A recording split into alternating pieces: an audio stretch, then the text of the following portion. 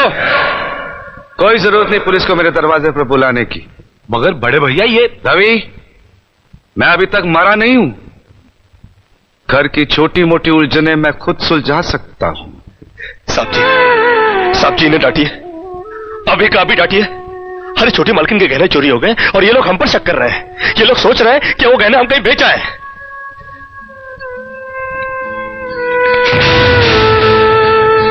बाकी के रुपए कहां हैं कृष्णा?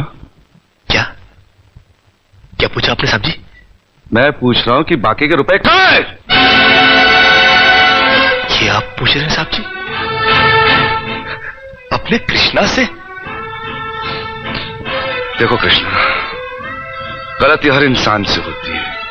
तुम मुझे सही सही बता दो कि गहने तुमने कहां बेचे, मैं तुम्हें कुछ नहीं कहूंगा। अब कहने के लिए बाकी ही क्या है साहब जी? एक छोटा सा सवाल पूछ के आपने बहुत कुछ कह दिया है साहब जी। कृष्णा, बात को आगे मत बढ़ाओ। बात आगे बढ़ चुकी है साहब जी, बात आगे बढ़ चुकी है। अब तो आप पुलिस को ही बुलाइए।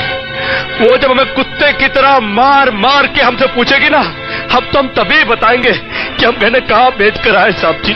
मत कहो मुझे साहब जी। इसी साहब जी की इज्जत आज तुमने मिट्टी में मिला दी।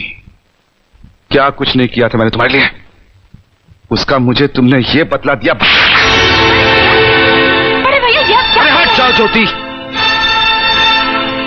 जिस दिन मेरी फैक्ट्री जलकर राख हो गई थी और मैं बर्बाद हो गया था, मुझे उतना दुख नहीं हुआ था कृष्णा जितना आज हुआ जब तुमने इस घर में चोरी की है। साहब जी, बचपन में जब हमारे माँ बाप मर गए थे ना और हम अनाथ हो गए थे ना, तब भी हमें इतना दुख नहीं हुआ था जितना दुख हमें आज हुआ है जब आपने हमें चोर कहा साहब जी। आपने हमें चोर कैसे कहा साहब जी? और ज्यादा सफाई देने की जरूरत नहीं है।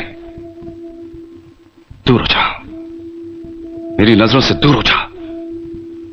निकल जा इस घर से। अरे इस घर से ही क्या, इस गांव को ही छोड़कर चले जाएंगे। अरे मुंह जनात का क्या है, काट लेंगे अपनी जिंदगी कहीं भी। इतने साल इस घर में बेफिक्री से ये समझकर काट लिए कि साहब जी का हाथ है हमारे सर पर। हमको क्या है परवाह किसी बात की, मगर नहीं, अब हम जान गए कि इस दुनिया में अनाथ का कोई नहीं होता। हम जा रहे हैं साहब जी और इस घर में कभी नहीं आएंगे। अभी निकल जा।